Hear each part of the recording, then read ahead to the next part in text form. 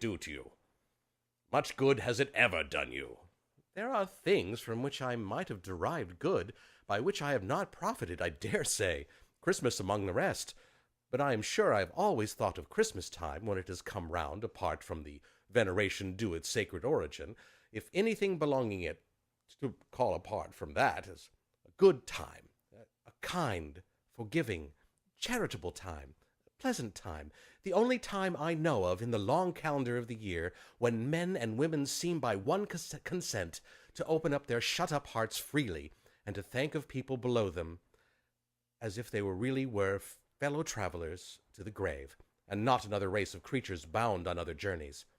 And therefore, uncle, though it has never put a scrap of gold or silver in my pocket, I believe that it has done me good, and will do me good, and I say, God bless it." The clerk in the tank, involuntarily, applauded.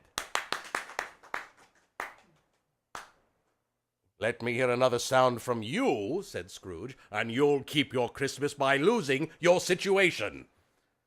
"You're quite a powerful speaker, sir," he added, turning to his nephew. "I wonder you don't go into Parliament." "Don't be angry, uncle. Come, dine with us tomorrow." Scrooge said that he would see him. Yes, indeed he did. He went the whole length of the expression, and said that he would see him in that extremity first. "But why?" cried Scrooge's nephew. "Why?" "Why did you get married?" "Because I fell in love." "Because you fell in love," growled Scrooge, as if that were the only thing in the world more ridiculous than a Merry Christmas. "Good afternoon." "Nay, uncle, but you never came to see me before that happened. Why give it as a reason for not coming now?" "Good afternoon." "I want nothing from you. I ask nothing of you. Why cannot we be friends?" "Good afternoon." "I'm sorry with all my heart to find you so resolute. We have never had any quarrel to which I've been a party, but I have made the trial in homage to Christmas, and keep my Christmas humor to the last. So, a Merry Christmas, uncle." "Good afternoon." "And a Happy New Year." "Good afternoon." His nephew left the room without an angry word, notwithstanding. The clerk, in letting Scrooge's nephew out, had let two other people in. They were portly gentlemen, pleasant to behold, and now stood with their hats off in Scrooge's office. They had books and papers in their hands, and bowed to him. "Scrooge and Marley's, I believe," said one of the gentlemen, referring to his list. "Have I the pleasure of addressing Mr. Scrooge or Mr. Marley?" "Mr. Marley has been dead these 7 years. He died 7 years ago this very night." "At this festive season of the year, Mr. Scrooge," said the gentleman, taking up a pen, "it is more than usually desirable that we should make some slight provision for the poor and destitute, who suffer greatly at the present time. Many thousands are in want of common necessaries. Hundreds of thousands are in want of common comforts, air." "Are there no prisons?" "Plenty of prisons, but under the impression that they scarcely furnish Christian cheer of mind or body to the unoffending multitude, a few of us are endeavoring to raise a fund to buy the poor some meat and drink, and means of warmth. We choose this time, because it is a time of all others when want is keenly felt, and abundance rejoices. What shall I put you down for?" "Nothing." "You wish to remain anonymous?" "I wish to be left alone. Since you ask me what I wish, gentlemen, that is my answer. I don't make merry myself at Christmas, and I can't afford to make idle people merry. I help to support the prisons and the workhouses. They cost enough, and those who are badly off must go there." "Many can't go there, and many would rather die." "If they would rather die, they had better do it, and decrease the surplus population." At length, the hour of shutting up the counting-house arrived. With an ill will, Scrooge, dismounting from his stool, tacitly admitted the fact to the expectant clerk in the tank, who instantly snuffed his candle out and put on his hat. You'll want all day tomorrow, I suppose. If quite convenient, sir. It is not convenient, and it's not fair. If I was to stop half a crown for it, you'd think yourself mightily ill-used, I'll be bound. Yes, sir. And yet you don't think me ill-used when I pay a day's wages for no work. It's only once a year, sir. A poor excuse for picking a man's pocket every 25th of December. But I suppose you must have the whole day. Be here all the earlier the next morning. The clerk promised that he would, and Scrooge walked out with a growl. The office was closed in a twinkling, and the clerk, with the long ends of his white comforter dangling below his waist, for he boasted no greatcoat, went down a slide at the end of a lane of boys, 20 times, in honor of its being Christmas Eve, and then ran home as hard as he could pelt to play at Blind Man's Bluff.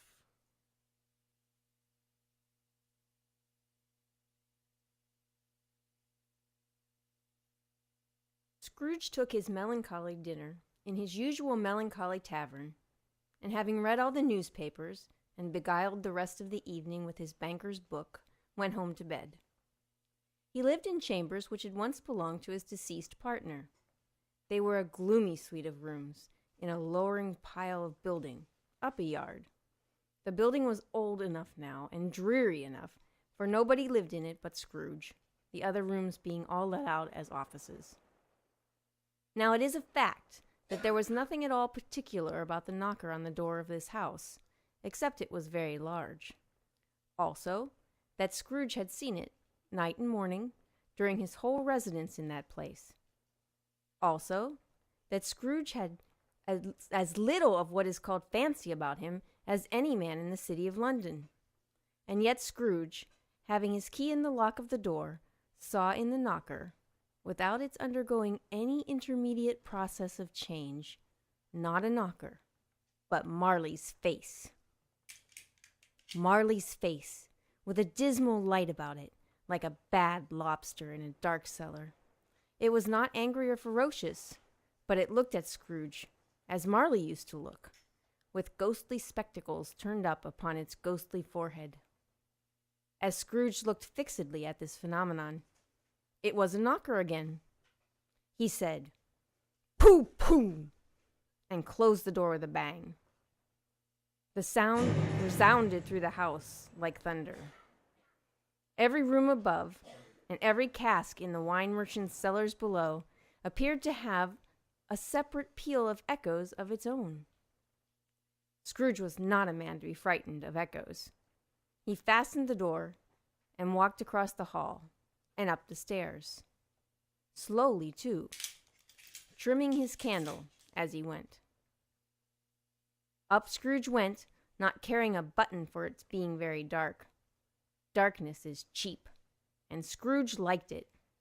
But before he shut his heavy door, he walked through his rooms to see that all was right. He had just enough recollection of the face to desire to do that. Sitting room, bedroom, lumber room, all as they should be. Nobody under the table, nobody under the sofa, a small fire in the grate, spoon and basin ready, and the little saucepan of gruel. Scrooge had a cold in his head, upon the hob. Nobody under the bed, nobody in the closet, nobody in his dressing gown, which was hanging up in a suspicious attitude against the wall. Lumber room as usual, old fire guard, old shoes, 2 fish baskets, washing stand on 3 legs, and a poker. Quite satisfied, he closed his door and locked himself in. Double locked himself in, which was not his custom. Thus secured against surprise, he took off his cravat, put on his dressing gown and slippers and his nightcap, and sat down before the very low fire to take his gruel. As he threw his head back in the chair, his glance happened to rest upon a bell, a disused bell that hung in the room, and communicated, for some purpose now forgotten, with a chamber in the highest story of the building. It was with great astonishment and with a strange, inexplicable dread that as he looked, he saw this bell begin to swing. Soon it rang out loudly, and so did every bell in the house.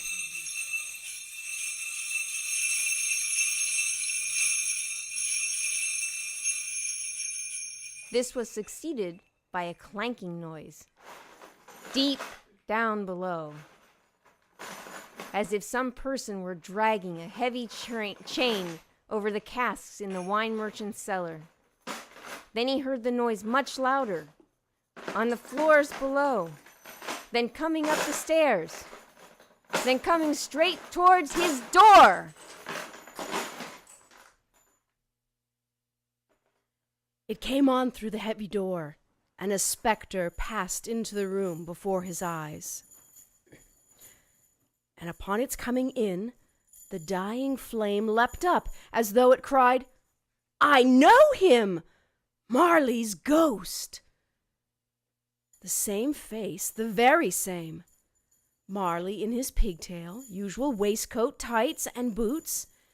His body was transparent, so that Scrooge, observing him and looking through his waistcoat, could see the 2 buttons on his coat behind.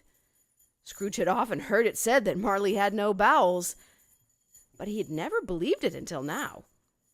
No, nor did he believe it even now, though he looked at the phantom through and saw it standing before him, though he felt the chilling influence of its death-cold eyes, and noticed the very texture of the folded kerchief bound about its head and chin. He was still incredulous. "How now?" said Scrooge, caustic and cold as ever. "What do you want with me?" "Much." Marley's voice, no doubt about it. "Who are you?" "Ask me who I was." "Who were you then?" "In life I was your partner, Jacob Marley." Can you sit down?" "I can." "Do it then." Scrooge asked the question because he didn't know whether a ghost so transparent might find himself in a condition to take a chair, and felt that, in the event of its being impossible, it might involve the necessity of an embarrassing explanation. But the ghost sat down on the opposite side of the fireplace, as if he were quite used to it. "You don't believe in me?" "I don't." "What evidence would you have of my reality beyond that of your senses?" "I don't know." "Why do you doubt your senses?" "Because a little thing affects them. A slight disorder of the stomach makes them cheats. You may be an undigested bit of beef, a blot of mustard, a crumb of cheese, a fragment of an underdone potato. There's more of gravy than of grave about you, whatever you are." Scrooge was not much in the habit of cracking jokes, nor did he feel in his heart by any means waggish then. The truth is that he tried to be smart as a means of distracting his own attention and keeping down his horror.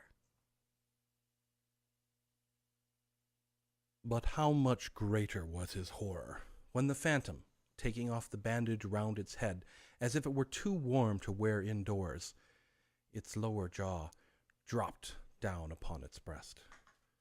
"Mercy, dreadful apparition, why do you trouble me? Why do spirits walk the earth, and why do they come to me?" "It is required of every man that the spirit within him should walk abroad amongst his fellow men and travel far and wide. And if that spirit goes not forth in life, it is condemned to do so after death. I cannot tell you all I would. A very little more is permitted me. I cannot rest, I cannot stay, I cannot linger anywhere. My spirit has never walked beyond our counting house. Mark me! In life, my spirit never roved beyond the narrow limits of our money-changing hole, and weary journeys lie before me." 7 years dead, and traveling all the time. You travel fast? On the wings of the wind. You might have got over a great quantity of ground in 7 years. Oh, blind man, blind man! Not to know that ages of incessant labor by immortal creatures for this earth must pass into eternity before the good of which it is susceptible is all developed. Not to know that any Christian spirit working kindly in its little sphere, wherever it may be, will find its mortal life too short for its vast means of usefulness. Not to know that no space of regret can make amends for one's life's opportunities misused. Yet I was like this man. I was once like this man. But you were always a good man of business, Jacob, faltered Scrooge, who now began to imply this to himself. Business? Cried the ghost, wringing his hands again. Mankind was my business. The common welfare was my business. Charity, mercy, forbearance, benevolence were all my business. The dealings of my trade were but a drop of water in the comprehensive ocean of my business. Scrooge was very much dismayed to hear the spectre going on at this rate, and began to quake exceedingly. Hear me! My time is nearly gone. I will, but don't be hard upon me. Don't be flowery, Jacob, pray. I am here tonight to warn you that you have yet a chance and hope of escaping my fate. A chance and hope of my procuring Ebenezer. You were always a good friend to me. Thank ye. You will be haunted by 3 spirits. Is that the chance and hope you mentioned, Jacob? I think I'd rather not. Without their visits, you cannot hope to shun the path I tread. Expect the first tomorrow night when the bell tolls 1. Expect the second on the next night at the same hour. The third upon the next night when the last stroke of 12 has ceased to vibrate. Look to see me no more, and look that, for your own sake, you remember what has passed between us. It walked backward from him, and at every step it took, the window raised itself a little, so that, when the apparition reached it, it was wide open. Scrooge closed the window and examined the door by which the ghost had entered. It was double locked, as he had locked it with his own hands, and the bolts were undisturbed. Scrooge tried to say humbug, but stopped at the first syllable, and being, from the emotion he had undergone, or the fatigues of the day, or his glimpse of the invisible world, or the dull conversation of the ghost, or the lateness of the hour, much in need of repose, he went straight to bed, without undressing, and fell asleep at the instant.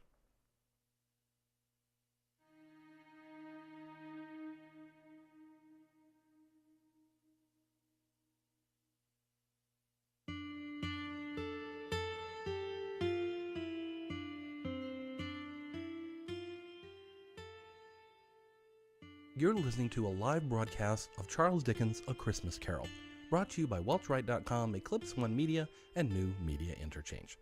We'll be back to our story in just a few moments.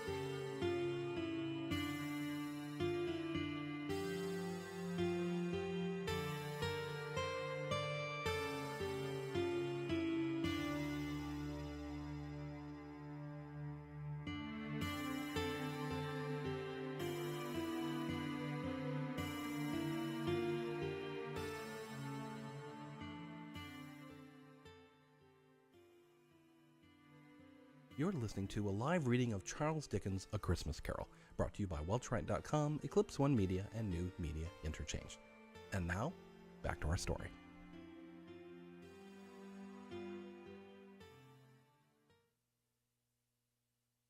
When Scrooge awoke, it was so dark that, looking out of bed, he could scarcely distinguish the transparent window from the opaque walls of his chamber, until suddenly the church clock tolled a deep, dull, hollow, melancholy 1.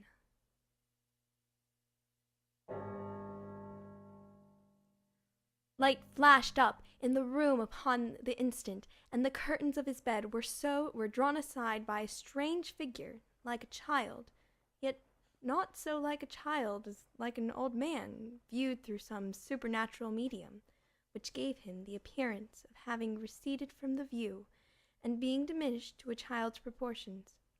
Its hair, which hung about its neck and down its back, was white as if with age, and yet the face had not a wrinkle in it, and the tenderest of bloom was on it the skin. It held a branch of fresh green holly in its hand, and, in singular contradiction of that wintry emblem, had its dress trimmed with summer flowers. But the strangest thing about it was, that from the crown of its head there sprung a bright, clear jet of light, by which all of this was visible, and which was doubtless the occasion of its using, in its duller moments, a great extinguisher for a cap, which it now held under its arms. "Are you the spirit, sir, whose coming was foretold to me?" "I am." "Who and what are you?" "I'm the ghost of Christmas past." "Long past?" "No, your past. The things that you will see with me are shadows of the things that have been. They will have no consciousness of us." Scrooge then made bold to inquire what business brought him there. "Your welfare. Rise, and walk with me." It would have been in vain, for Scrooge had to plead that the weather and the hour were not adapted to pedestrian purposes, that the bed was warm, and the thermometer a long way below freezing, and that he was clad but lightly in his slippers, dressing gown, and nightcap, and that he had a cold upon him at the time. The grasp, though gentle as a woman's hand, was not to be resisted. He rose, but finding that the spirit made towards the window, clasped its robe in supplication. "I'm a mortal, and liable to fall." "Bear a touch of my hand there," said the spirit, laying it upon his heart, "and you shall be upheld in more than this."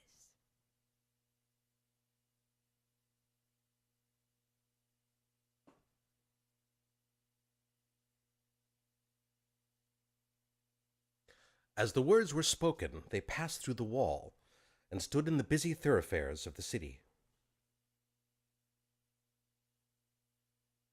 It was made plain enough by the dressing of the shops that here, too, it was Christmas time.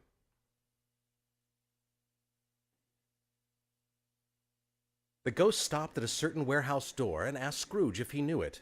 "Know it. I was apprenticed there." They went in. At the sight of an old gentleman in a Welsh wig sitting behind such a high desk that if he had been 2 inches taller, he must have knocked his head against the ceiling, Scrooge cried in great excitement, "Why, it's old Fezziwig! Bless his heart, it's Fezziwig alive again!" Old Fezziwig laid down his pen and looked up at the clock, which pointed to the hour of 7. He rubbed his hands, adjusted his capacious waistcoat, laughed all over himself from his shoes to his organ of benevolence, and called out in a comfortable, oily, rich, fat, jovial voice, "Yo-ho there, Ebenezer, Dick!"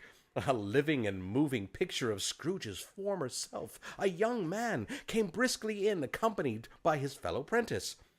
"Dick Wilkins, to be sure," said Scrooge to the ghost. "My old fellow prentice. Bless me, yes, there he is. He was very much attached to me, was Dick. Poor Dick. Dear, dear." "Yo-ho, my boys," said Fezziwig. "No more work tonight. Christmas Eve, Dick. Christmas, Ebenezer. Let's have the shutters up. Before a man can say Jack Robinson, clear away, my lads. Let's have lots of room here." Clear away? There was nothing they wouldn't have cleared away or couldn't have cleared away with old Fezziwig looking on. It was done in a minute. Every movable was packed off as if it were dismissed from public life forevermore. The floor was swept and watered, the lamps were trimmed, fuel was heaped on the fire, and the warehouse was as snug and warm and dry and bright a ballroom as ever you would desire to see upon a winter's night. In came a fiddler with a music book, and went to the lofty desk, and made an orchestra of it, and tuned like 50 stomach aches. In came Mrs. Fezziwig, one vast substantial smile. In came the 3 Miss Fezziwigs, beaming and lovable. In came the 6 young followers, whose hearts they broke. In came all the young men and women employed in the business. In came the housemaid with her cousin, the baker. In came the cook, and her brother's particular friend, the milkman. In all they came one after another, some shyly, some boldly, some gracefully, some awkwardly, some pushing, some pulling. In they all came anyhow and everyhow. Away they all went, 20 couples at once, hands half round and back again the other way, down the middle and up again, round and round in various stages of affectionate grouping. Old top couple, always turning up in the wrong place. New top couple, starting off again as soon as they got there. All top couples at last, and not a bottom one to help them. When this result was brought about, old Fezziwig, clapping his hands to stop the dance, cried out, "Well done! Well done!" And the fiddler plunged his hot face into a pot of porter especially provided for that purpose. There were more dances, there were forfeits, and more dances, and there was cake, and there was negus, and there was a great piece of cold roast, and there was a great piece of cold boiled, and there were mince pies, and plenty of beer. But the great effect of that evening came after the roast and boiled, when the fiddler struck up Sir Roger de Coverley.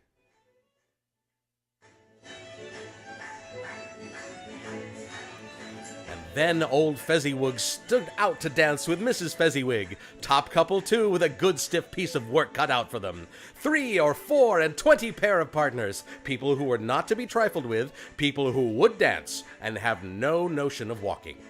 But if they had been twice as many, 4 times, old Fezziwig would have been a match for them, and so would Mrs. Fezziwig.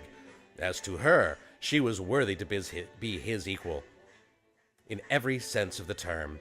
A positive light appeared to issue from Fezziwig's calves.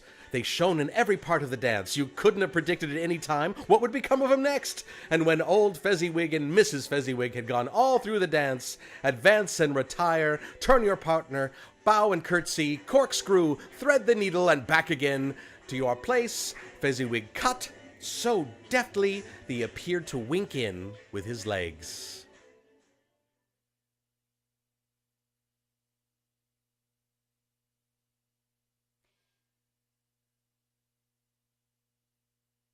When the clock struck 11, this domestic ball broke up. Mr. and Mrs. Fezziwig took their stations, one on either side the door, and shaking hands with every person individually as he or she went out, wished him or her a Merry Christmas. When everybody had retired but the 2 prentices, they did the same to them, and thus the cheerful voices died away, and the lads were left to their beds, which were under a counter in the back shop. "A small matter," said the ghost, "to make these silly folks so full of gratitude. He has spent but a few pounds of your mortal money, 3 or 4 perhaps. Is that so much that he deserves this praise?" "It isn't that," said Scrooge, heated by the remark, and speaking unconsciously like his former, not his latter self.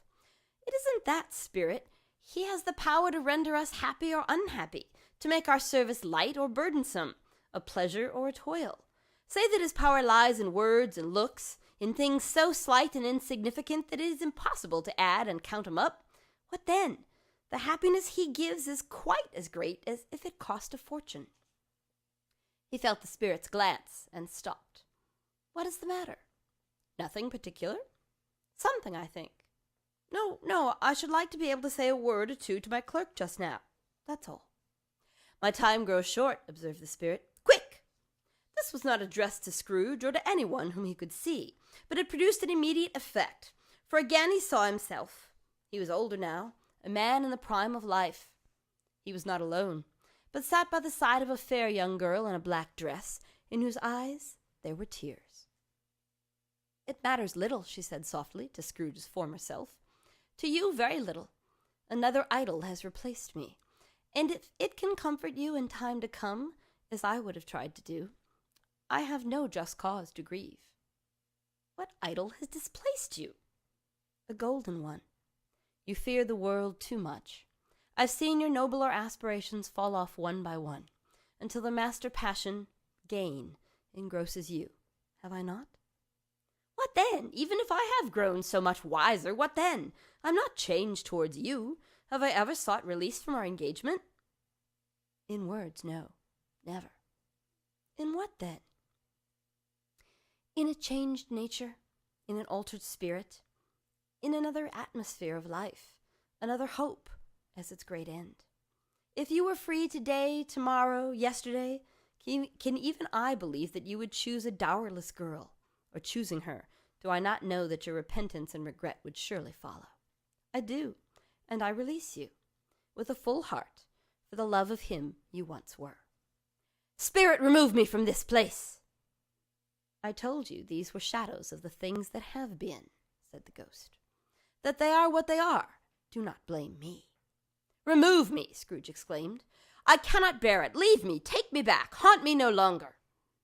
As he struggled with the spirit, he was conscious of being exhausted and overcome by an irresistible drowsiness, and further, of being in his own bedroom. He had barely time to reel to bed before he sank into a heavy sleep.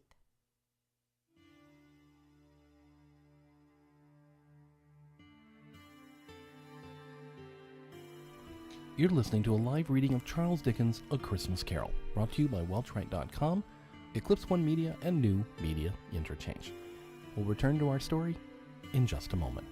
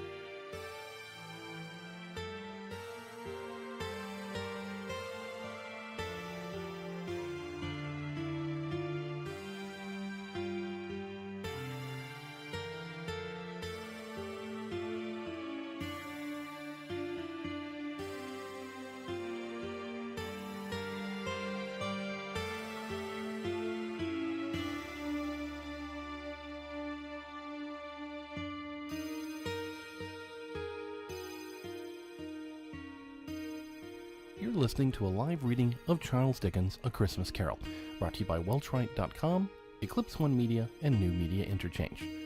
And now, back to our story.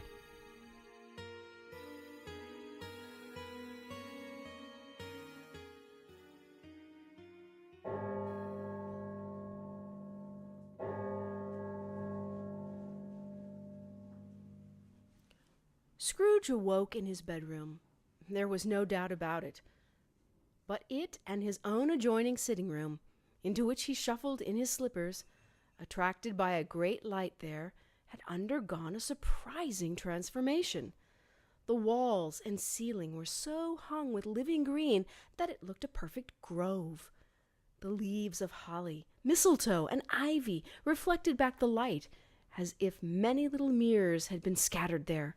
And such a mighty blaze went roaring up the chimney as that petrification of a hearth had never known in Scrooge's time, or Marley's, or for many, many a winter season gone.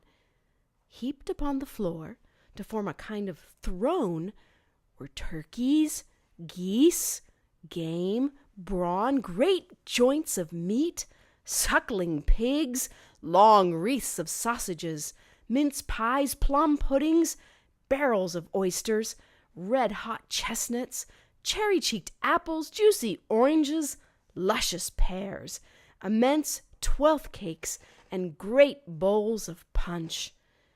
In easy state upon this couch there sat a giant, glorious to see, who bore a glowing torch, in shape not unlike Plenty's horn, and who raised it high to shed its light on Scrooge as he came peeping round the door. Come in, and know me better, man. I am the ghost of Christmas present. Look upon me. You have never seen the like of me before. Never. Have never walked forth with the younger members of my family, meaning, for I am very young, my elder brothers born in these late years? Pursued the phantom. I don't think I have. I'm afraid I have not. Have you had many brothers, Spirit? More than 1,800. A tremendous family to provide for. Spirit, conduct me where you will. I went forth last night on compulsion, and I learned a lesson which is working now. Tonight, if you have aught to teach me, let me profit by it. Touch my robe. Scrooge did as he was told, and held fast. The room and its contents all vanished instantly, and they stood in the city streets upon a snowy Christmas morning. Scrooge and the ghost passed on, invisible, straight to Scrooge's clerks, and on the threshold of the door the spirit smiled, and stopped to bless Bob Cratchit's dwelling with the sprinklings of his torch. Think of that! Bob had but 15 bob a week himself. He pocketed on Saturdays but 15 copies of his Christian name, and yet the ghost of Christmas present blessed his 4-roomed house. Then up rose Mrs. Cratchit, Cratchit's wife, dressed out but poorly in a twice-turned gown, brave in ribbons, which are cheap and make a goodly show for 6pence, and she laid the cloth, assisted by Belinda Cratchit, second of her daughters, also brave in ribbons, while Mr. Peter Cratchit plunged a fork into the saucepan of potatoes, and getting the corners of his monstrous shirt collar, Bob's private property conferred upon his son and heir in honor of the day, into his mouth, rejoiced to find himself so gallantly attired, and yearned to show his linen in the fashionable park. And now 2 smaller Cratchits, boy and girl, came tearing in, screaming that outside the baker's they had smelt the goose, and known it for their own. And basking in luxurious thoughts of sage and onion, these young Cratchits danced about the table and exalted Master Peter Cratchit to the skies, while he, not proud, although his collars nearly choked him, blew the fire until the slow potatoes, bubbling up, knocked loudly at the saucepan lid to be let out and peeled. "What has ever got your precious father, then?" said Mrs. Cratchit. "And your brother Tiny Tim and Martha weren't as late last Christmas Day by half an hour." "Here's Martha, mother," said a girl, appearing as she spoke. "Here's Martha, mother," cried the 2 young Cratchits. "Hurrah, there's such a goose, Martha!" "Why, bless your heart alive, my dear, how late you are," said Mrs. Cratchit, kissing her a dozen times and taking off her shawl and bonnet for her. "We had a deal of work to finish up last night," replied the girl, "and had to clear away this morning, mother." "Well, never mind so long as you've come," said Mrs. Cratchit. "Sit ye down before the fire, my dear, and have a warm. Lord bless ye." "No, no, there's father coming," cried the 2 young Cratchits, who were everywhere at once. "Hide, Martha, hide!"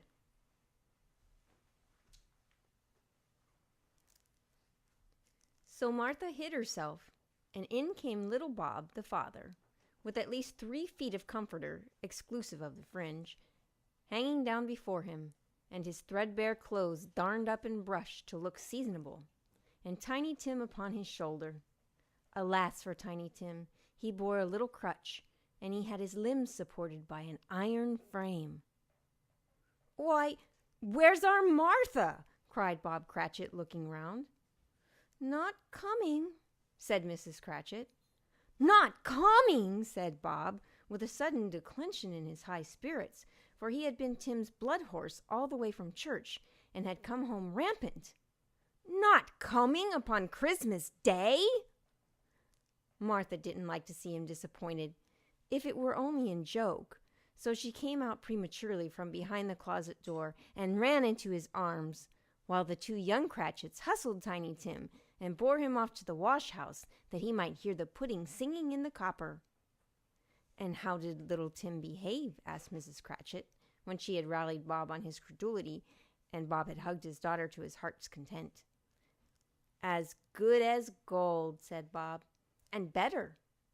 Somehow he gets thoughtful sitting by himself so much, and thinks the strangest things you have ever heard.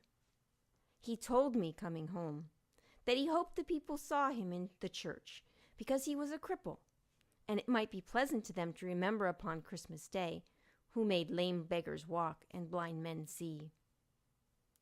Bob's voice was tremulous when he told him this, and he trembled more when he said that Tiny Tim was growing strong and hearty. His active little crutch was heard upon the floor, and back came Tiny Tim before another word was spoken, escorted by his brother and sister to his stool beside the fire, and while Bob, turning up his cuffs, as if, poor fellow, they were capable of being made more shabby, compounded some hot mixture in a jug with gin and lemons, and stirred it round and put it on the bob to simmer. Master Peter and the 2 ubiquitous young Cratchits went to fetch the goose, with which they soon returned in high procession. Mrs. Cratchit made the gravy, ready beforehand in a little saucepan, hissing hot. Master Peter mashed the potatoes with incredible vigor. Miss Belinda sweetened up the applesauce. Martha dusted the hot plates. Bob took Tiny Tim beside him in a tiny corner at the table. The 2 young Cratchits set chairs up for everybody, not forgetting themselves, and mounting guard upon their posts, crammed spoons into their mouths, lest they should shriek for goose before their turn came to be helped. At last the dishes were set on, and grace was said.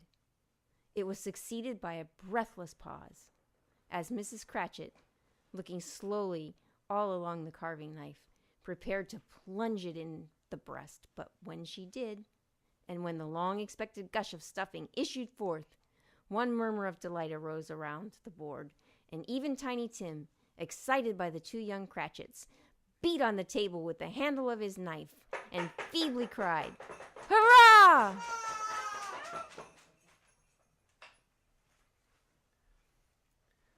There never was such a goose. Bob said he didn't believe there ever was such a goose cooked. Its tenderness and flavor, size and cheapness, were the themes of universal admiration. Eked out by applesauce and mashed potatoes, it was a sufficient dinner for the whole family. Indeed, as Mrs. Cratchit said with great delight, surveying one small atom of a bone upon the dish, they hadn't ate it all at last.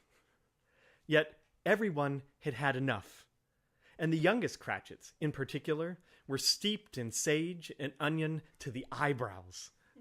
But now, the plates being changed by Miss Belinda, Mrs. Cratchit left the room alone, too nervous to bear witnesses, to take the pudding up and bring it in. Suppose it should not be done enough. Suppose it should break in turning out. Suppose someone should have got over the wall in the backyard and stolen it while they were merry with the goose. A supposition at which the 2 young Cratchits became livid. All sorts of horrors were supposed. Hello! A great deal of steam. The pudding was out of the copper. A smell like washing day. That was the cloth. A smell like an eating house and a pastry cook's next door to each other, with a laundress's next door to that. That was the pudding.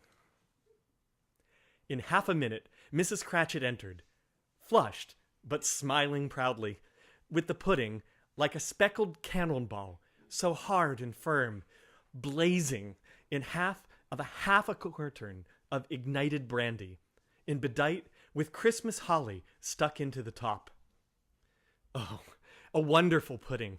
Aye, Bob Cratchit said, and calmly, too, that he regarded it as the greatest success achieved by Mrs. Cratchit since their marriage. Mrs. Cratchit said that now the weight was off her mind. she would confess that she had had her doubts about the quantity of flour. Everybody had something to say about it, but nobody said or thought it was at all a small pudding for a large family. Any Cratchit would have blushed to hint at such a thing. At last, the dinner was all done. The cloth was cleared, the hearth swept, and the fire made up. The compound in the jug being tasted and considered perfect, apples and oranges were put upon the table, and a shovelful of chestnuts on the fire. Then all the Cratchit family drew round the hearth in what Bob Cratchit called a circle, and at Bob Cratchit's elbows stood the family display of glass, 2 tumblers, and a custard cup without a handle. These held the hot stuff from the jug, however, as well as golden goblets would have done, and Bob served it out with beaming looks, while the chestnuts on the fire sputtered and crackled noisily. Then Bob proposed. "A Merry Christmas to us all, my dears. God bless us." Which all the family re-echoed. "God bless us, every one," said Tiny Tim, the last of all.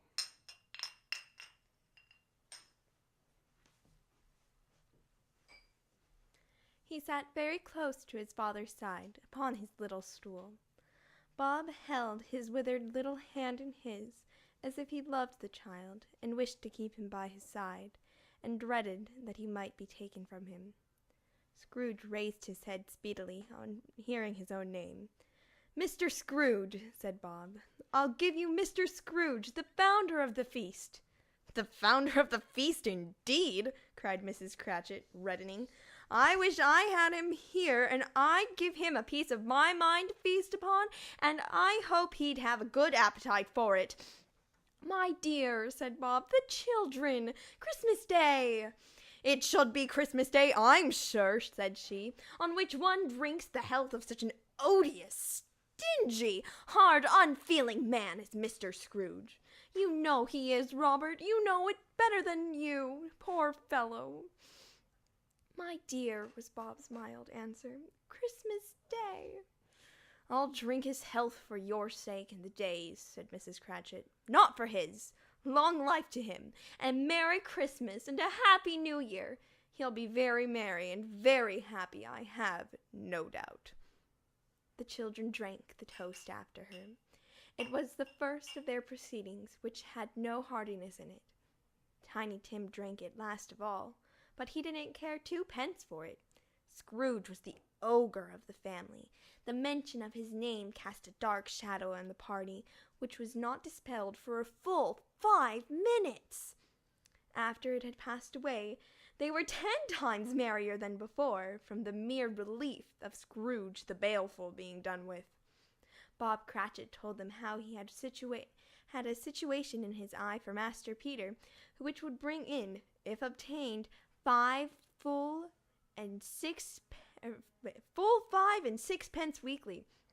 The 2 young Cratchits laughed tremendously at the idea of Peter's being a man of business, and Peter himself looked thoughtfully at the fire from between his collars, as if he were deliberating what particular investments should favor when he came into the receipt of that bewildering income.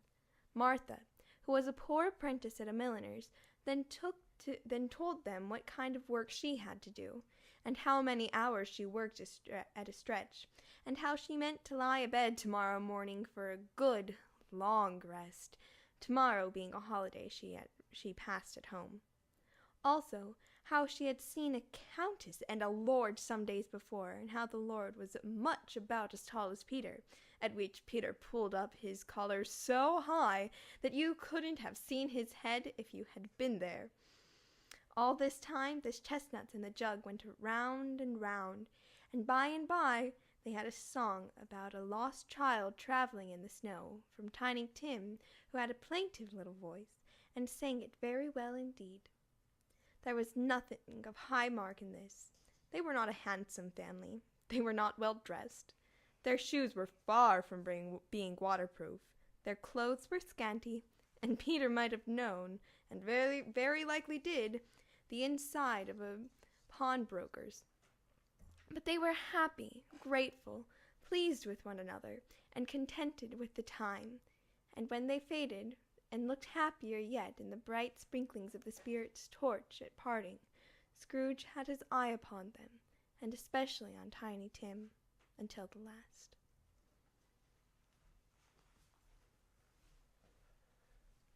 It was a great surprise to Scrooge as this scene vanished to hear a hearty laugh. It was a greater much surprise indeed to Scrooge to recognize it as his own nephew's, to find himself in a bright, dry, gleaming room, with the spirit standing smiling by his side and looking at that same nephew.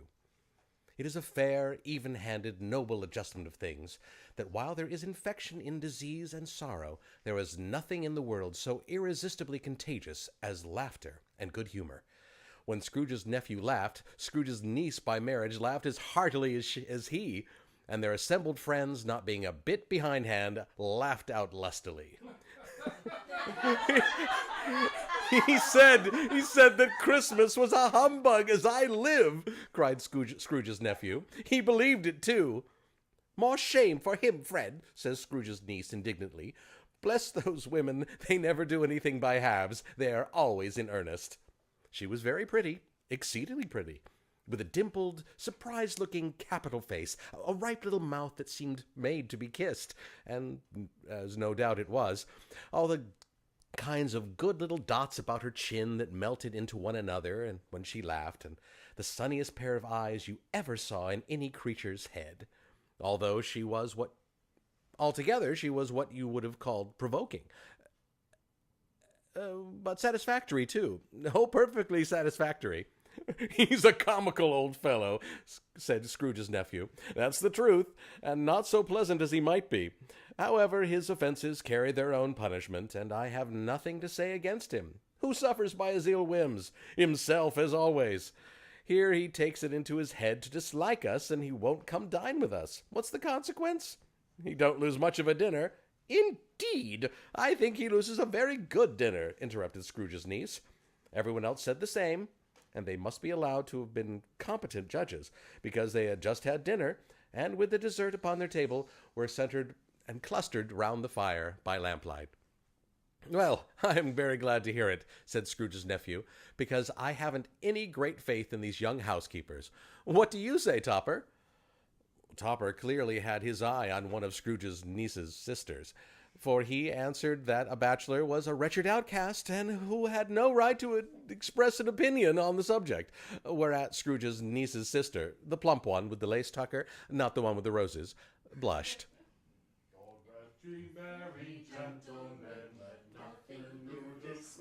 After tea, they had some music, for they were a musical family and knew what they were about. When they sung a glee or catch, I can assure you, especially Topper, who could growl away in the bass like a good one, and never swell in the large vein at his forehead, or get the red in the face over it. Oh, tidings of comfort and joy. But they didn't devote the whole evening to music. After a while they played at forfeits, for it is good to be children sometimes, and never better than at Christmas, when its mighty founder was a child himself. There was first a game of blind man's bluff, and I no more believe Topper was really blinded than I believe he had eyes in his boots, because the way in which he went after that plump sister in the lace tucker was an outrage on the credulity of human nature. Knocking down the fire irons, tumbling over the chairs, bumping up against the piano, smothering himself among the curtains. Wherever she went, there went he. He always knew where the plump sister was. He wouldn't catch anybody else. If you had fallen up against him, as some of them did, and stood there, he would have made a feint of endeavoring to seize you, which would have been a reply to affront to your understanding, and he would instantly have sided off in the direction of the plump sister. Here is a new game, said Scrooge. 1/2 hour, Spirit, only one. It was a game called Yes and No, where Scrooge's nephew had to think of something, and the rest must find out what, he only answering to their questions yes or no, as the case was. The fire of questioning to which he was exposed elicited from him that he was thinking of an animal, a live animal, rather a disagreeable animal, a savage animal, an animal that growled and grunted sometimes, and talked sometimes, and lived in London, and walked about the streets, and wasn't made a show of, and wasn't led by anybody, and didn't live in a menagerie, and was never killed in a market, was not a horse, or an ass, or a cow, or a bull, or a tiger, or a dog, or a pig, or a cat, or a bear. At every new question put to him, this nephew burst into a fresh roar of laughter and was so inexpressively tickled that he was obliged to get up off the sofa and stamp. At last the plump sister cried out, "I've found it! I know what it is, Fred! I know what it is!" "What is it?" cried Fred. "It's your Uncle Scrooge!" Which it certainly was. Admiration was the sentiment, though some objected that the reply to "Is it a bear?" ought to have been yes. Uncle Scrooge had imperceptibly become so gay and light of heart that he would have drank to the unconscious company in an inaudible speech. But the whole scene passed off in the breath of the last words spoken by his nephew, and he and the spirit were again upon their travels. Much they saw, and far they went, and many homes they visited, but always with a happy end. The spirit stood beside sick beds, and they were cheerful, on foreign lands, and they were close at home, by struggling men, and they were patient in their greater hope, by poverty, and it was rich. In almshouse, hospital, and jail, in misery's every refuge, where vain man in his little brief authority had not made fast the door and barred the spirit out, he left his blessing and taught Scrooge his precepts. It was a long night, if it were only a night, but Scrooge had his doubts about this, because the Christmas holidays appeared to be condensed into the space of time they passed together. It was strange, too, that while Scrooge remained unaltered in his outward form, the ghost grew older, clearly older. Scrooge had observed this change, but never spoke of it until they left the children's 12th night party, when looking at the spirit as they stood together in an open place, he noticed that its hair was gray. "Are spirits' lives so short?" asked Scrooge. "My life upon this globe is very brief," replied the ghost. "It ends tonight." "Tonight?" cried Scrooge. "Tonight at midnight.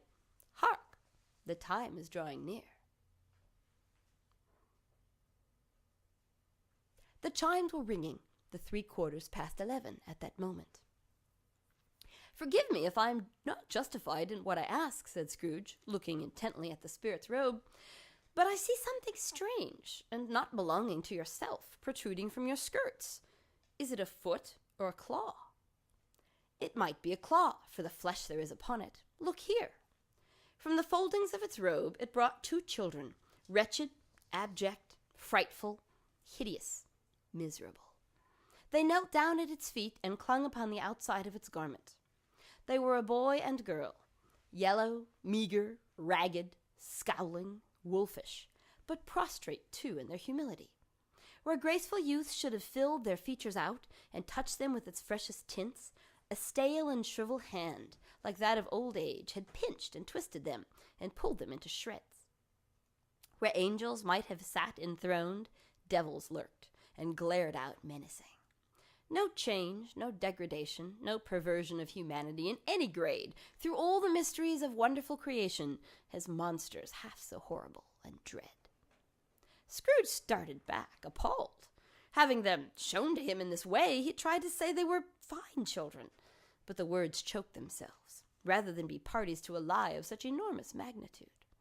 "Spirit, are they yours?" "They are man's. This boy is ignorance, this girl is want. Beware them both, and all of their degree, but most of all beware this boy, for on his brow I see that written which is doom, unless the writing be erased." "Deny it!" cried the spirit, stretching out its hand toward the city. "Slander those who yell it to you. Admit it for your facetious purposes, and make it worse, and bide the end." "Have they no refuge or resource?" cried Scrooge. "Are there no prisons?" asked the spirit, turning on him for the last time with his own words. "Are there no workhouses?"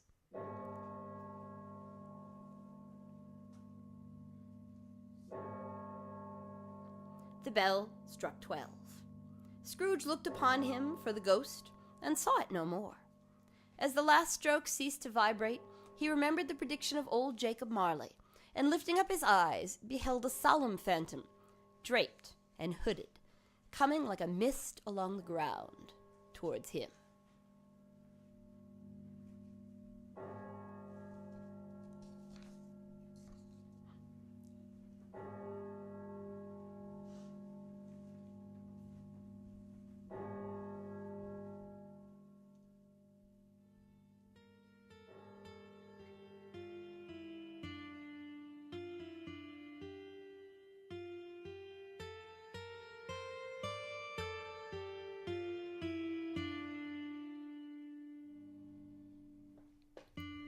You're listening to Charles Dickens' A Christmas Carol, presented by Welchwright.com, Eclipse One Media, and New Media Interchange. We'll be back with the conclusion of our story in just a moment.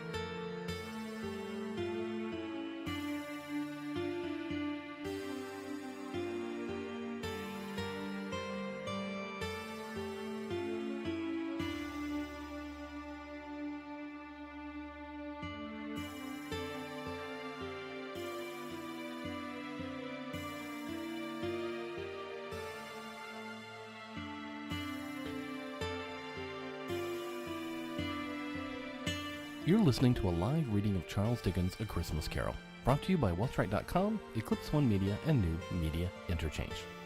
And now, back to our story.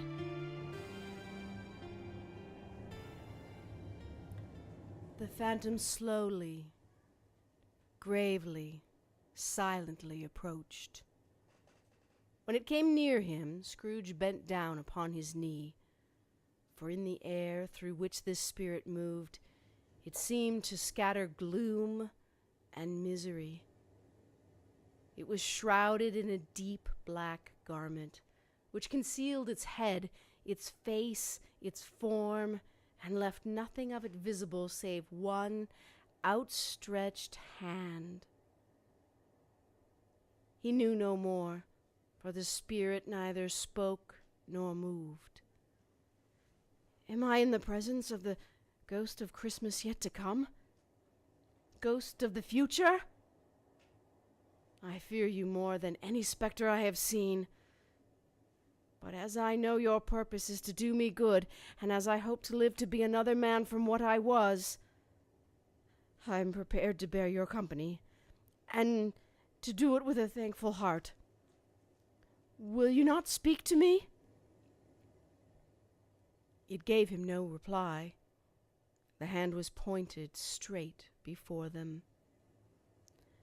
Lead on, lead on. The night is waning fast, and it is precious time to me, I know. Lead on, spirit. They scarcely seemed to enter the city, for the city rather seemed to spring up about them. But there they were in the heart of it, on 'change, amongst the merchants. The spirit stopped beside one little knot of businessmen. Observing that the hand was pointed to them, Scrooge advanced to listen to their talk. No, said a great fat man with a monstrous chin. I don't know much about it either way. I only know he's dead. When did he die? Inquired another. Last night, I believe.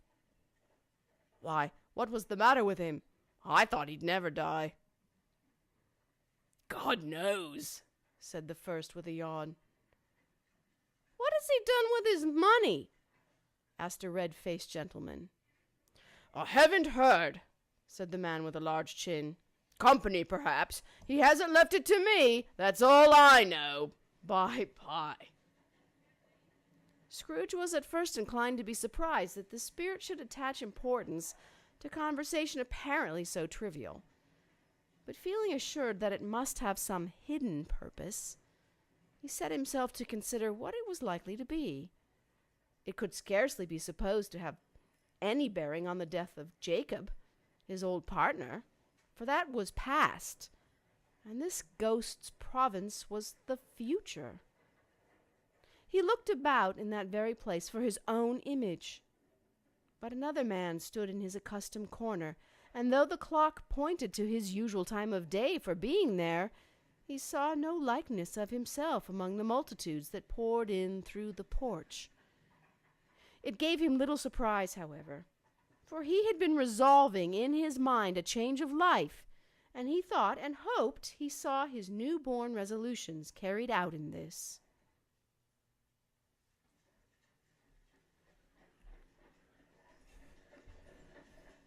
They left this busy scene and went into an obscure part of town, to a low shop where iron, old rags, bottles, bones, and greasy offal were bought. A gray-haired rascal of great age sat smoking his pipe.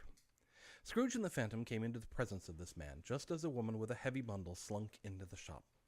But she had scarcely entered when another woman, similarly laden, came in too, and she was closely followed by a man in faded black. After a short period of blank astonishment, in which the old man with the pipe had joined them, they all three burst out with a laugh. "Let the charwoman alone to be the first," cried she who had entered first. "Let the laundress be the second, and let the undertaker's man alone to be the third. Look here, old Joe, here's a chance, if we haven't all three met here without meaning it. You couldn't have met in a better place. You were made free of it long ago, you know, and the other two ain't strangers. What have you got to sell? What have you got to sell? Half a minute's patience, Joe, and you'll see." "What odds, then? What odds, Miss Stibble?" said the woman. "Every person has the right to take care of themselves. He always did. And who's the worse for the loss of a few things like these? Not a dead man, I suppose." Mrs. Dilber, whose manner was remarkable for general probation, said, "No, indeed, ma'am." "If you wanted to keep him after he was dead, a wicked old screw, why wasn't he natural in his lifetime? If he had been, he'd have someone to look after him when he was struck with death, instead of lying gasping out his last there alone by himself. It's the truest word that was ever spoke. It's a judgment on him. I wish it were a little heavier judgment, and it should have been, you may depend upon it, if I could have laid my hands on anything else. Open that bundle, old Joe, and let me know the value of it. Speak out plain. I'm not afraid to be the first, nor afraid for them to see it." Joe went down on his knees for the greater convenience of opening the bundle, and dragged out a large and heavy roll of some dark stuff. "What do you call these? Bed curtains? Ah, bed curtains. Don't drop that oil upon the blankets now." "His blankets? Whose else do you think? He isn't likely to take cold without 'em, I dare say. Ah, you may look through that shirt till your eyes ache, but you won't find a hole in it, nor a threadbare place. It's the best he had, and a fine one, too. They'd have wasted it by dressing him up in it if it hadn't been for me."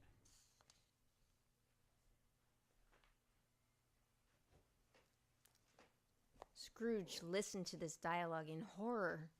"Spirit, I see. The case of this unhappy man might be my own.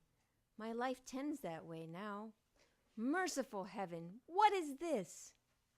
The scene had changed, and now he almost touched a bare, uncurtained bed.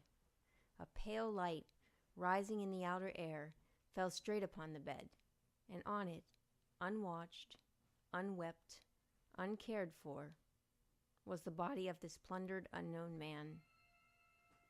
"Spirit, let me see some tenderness connected with a death, or this dark chamber Spirit will forever present to me."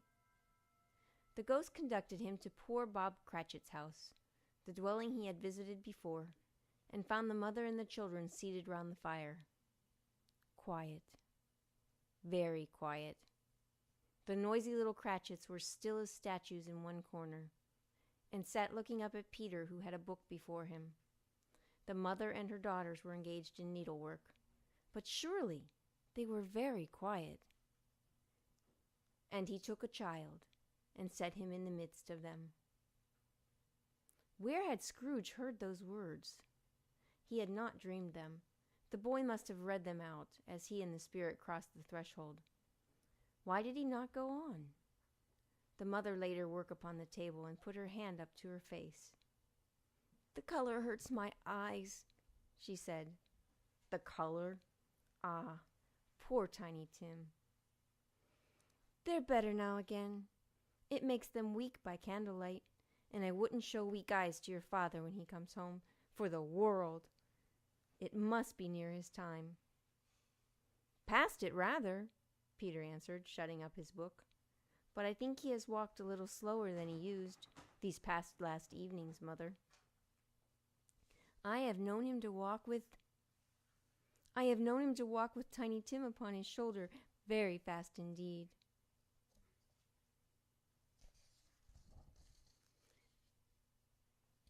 Still the ghost pointed downward to the grave by which it stood. "So have I," cried Peter, "often." "And so have I," exclaimed another. "So had all." But he was very light to carry, and his father loved him so that it was no trouble, and there is your father at the door. She hurried out to meet him, and little Bob and his comforter, he had need of it, poor fellow, came in. His tea was ready for him on the hob, and they all tried who should help him to it most. Then the two young Cratchits got upon his knees, and laid, each child, a little cheek against his face, as if they said, "Don't mind it, father, don't be grieved." Bob was very cheerful with them, and spoke pleasantly to all the family. He looked at the work upon the table, and praised the industry and speed of Mrs. Cratchit and the girls. They would be done long before Sunday, he said. "Sunday? You went today, then, Robert?" "Yes, my dear," returned Bob. "I wish you could have gone. It would have done you good to see how green a place it is. But you'll see it often. I promised him that we would walk there on a Sunday. My little child. My little child." He broke down all at once. He couldn't help it. If he could have helped it, he and his child would have been farther apart, perhaps, than they were. "Spectre," said Scrooge, "something informs me that our parting moment is at hand. I know it, but I know not how. Tell me what that man was, with the covered face, whom we saw lying dead." The ghost of Christmas yet to come conveyed him to a small, dismal, wretched, ruinous churchyard. The spirit stood among the graves, and pointed down to one. "Before I draw nearer to that stone to which you point, answer me one question. Are these the shadows of the things that will be, or are they the shadows of the things that may only be?" Still the ghost pointed downward to the grave by which it stood. "Men's curses will foreshadow certain ends, to which, if persevered in, they must lead. But if the courses be departed from, the ends will change. Say it is thus with what you show me." The spirit was immovable as ever. Scrooge crept towards it, trembling as he went, and following the finger, read upon the stone of the neglected grave his own name. Ebenezer Scrooge. "Am I the man who lay upon the bed? No, spirit! Oh, no, no! Spirit, hear me! I am not the man I was. I will not be the man I must have been but for this intercourse. Why show me this if I am past all hope? Assure me that I yet may change these shadows you have shown me by an altered life." For the first time, the kind hand faltered. "I will honor Christmas in my heart, and to try to keep it all the year. I will live in the past, the present, and the future. The spirits of all three shall strive within me. I will not shut out the lessons that they teach. Oh, tell me, that I may sponge away the writing on this stone!"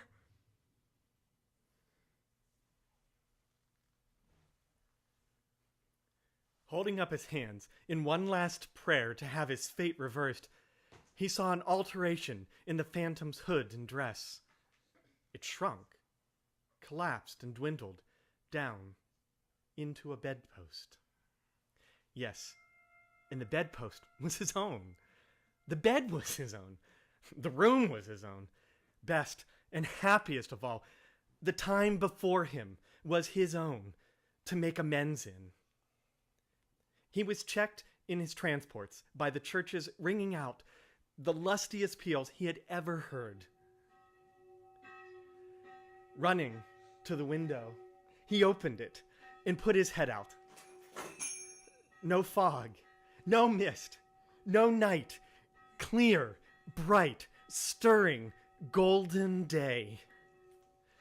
"What's today?" cried Scrooge, calling downward to a boy in Sunday clothes, who perhaps had loitered in to look about him. "Eh?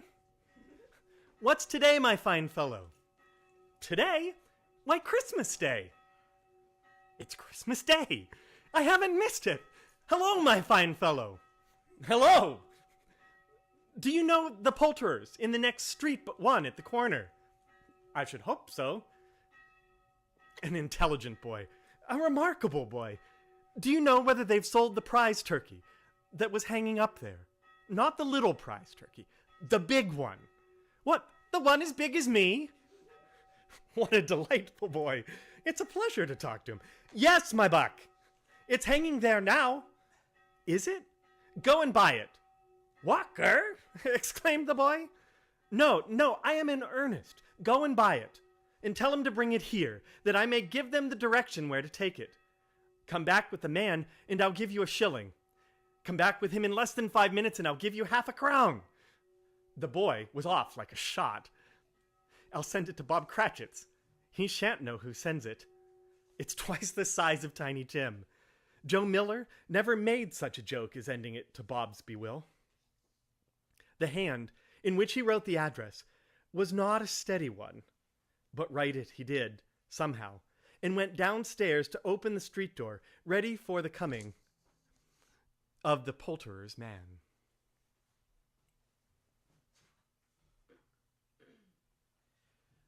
It was a turkey. He could never have stood upon his legs, that bird. He would have snapped them off in a minute like sticks of sealing wax. Scrooge dressed himself all in his best and got out into the streets. The people were at this time pouring forth, as he had seen them with the ghost of Christmas present, and walking with his hands behind him.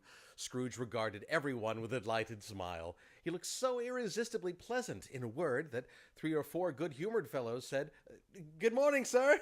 A Merry Christmas to you." And Scrooge said often afterwards that of all the blithe sounds he had ever heard, these were the blithest in his ears. In the afternoon, as he turned his steps toward his nephew's house. He passed the door a dozen times before he had the courage to go up and knock, but he made a dash and did it. "Is your master at home, my dear?" said Scrooge to the girl. A nice girl, very. "Yes, sir." "Where is he, my love?" "He's in the dining room, sir, with his mistress." "He knows me," and with his hand already on the dining room lock. "I'll go in, my dear." "Fred? Why, bless my soul!" cried Fred. "Who's that?" "It's I, your Uncle Scrooge. I've come to dinner. Will you let me in, Fred?" "Let him in? It's a mercy he didn't shake his arm off. He was at home in 5 minutes. Nothing could be heartier. His niece looked just the same. So did Topper when he came. So did the plump sister when she came. So did every one when they came. A wonderful party, wonderful games, wonderful unanimity, wonderful happiness." But he was early at the office next morning. Oh, he was early there. If he could only be there first and catch Bob Cratchit coming in late. That was the thing he had set his heart upon. And he did it. The clock struck 9. No Bob. 1:15. No Bob. Bob was a full 18 minutes and a half behind his time. Scrooge sat there with his door wide open, that he might see him come into the tank. Bob's hat was off before he opened the door, his comforter too. He was on his stool in a jiffy, driving away with his pen as if he were trying to overtake 9 o'clock. "Hello?" growled Scrooge, in his accustomed voice, as near as he could feign it. "What do you mean by coming here at this time of day?" "Oh, I'm very, very sorry, sir. I am behind my time." "You are? Oh, yes, I think you are." "Step this way, if you please." "It's only once a year, sir. It shall not be repeated. I was making rather merry yesterday, sir." "Now, I'll tell you what, my friend, I'm not going to stand for this sort of thing any longer. And therefore," Scrooge continued, leaping from his stool and giving Bob such a dig in the waistcoat that he staggered back into the tank again, "and therefore, I'm about to raise your salary." Bob trembled and got a little nearer to the ruler. "A Merry Christmas, Bob," said Scrooge, with an earnest that could not be mistaken, as he clapped him on the back. "A merrier Christmas, Bob, my good fellow, than I have given you for many a year. I'll raise your salary and endeavor to assist your struggling family, and we will discuss your affairs this very afternoon over a Christmas bowl of smoking bishop, Bob. Make up the fires and buy a second coal scuttle before you dot another I, Bob Cratchit." Scrooge was better than his word. He did it all, and infinitely more. And to Tiny Tim, who did not die, he was a second father. He became as good a friend, as good a master, and as good a man as a good old city knew, or any other good old city, town, or borough in the good old world. Some people laughed to see the alteration in him, but his own heart laughed, and that was quite enough for him. He had no further intercourse with spirits, but lived in that respect upon the total abstinence principle ever afterwards, and it was always said of him that he knew how to keep Christmas well, if any man alive possessed the knowledge. May that be said, truly said, of us, and all of us. And so, as Tiny Tim observed, God bless us, every one.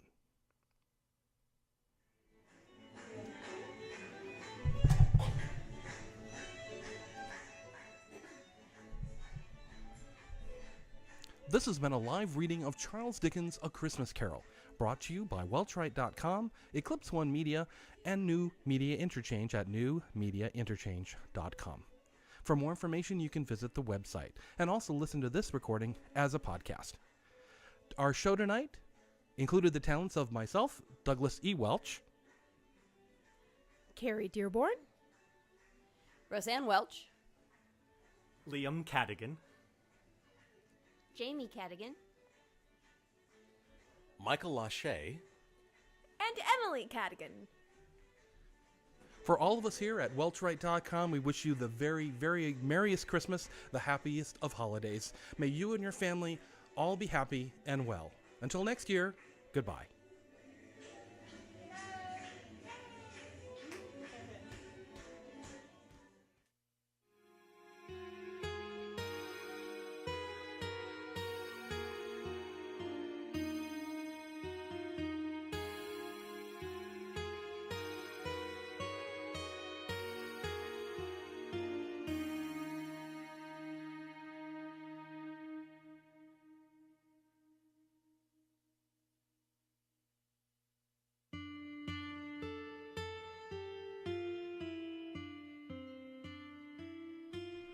For more information on this live show and to listen to it as a recorded podcast, visit Welchwright.com, WELCHWRITE.com, Eclipse One Media at Eclipse One, that's ELCLIPSE-1.com, or NewMediaInterchange.com.